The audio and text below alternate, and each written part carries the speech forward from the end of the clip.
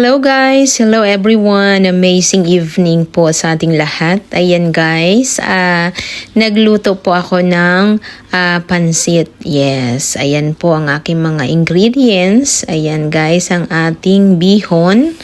Yes.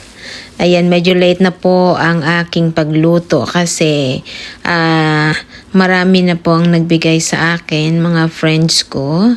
Yes, kaya hindi na ako nagluto kahapon dahil sa sobra ko talagang busy, and then ayun, kaya ngayon lang ako nagluto. Ayan po ang aking mga ingredients.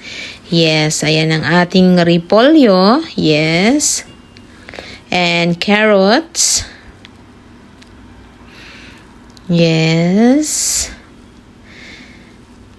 and ating yung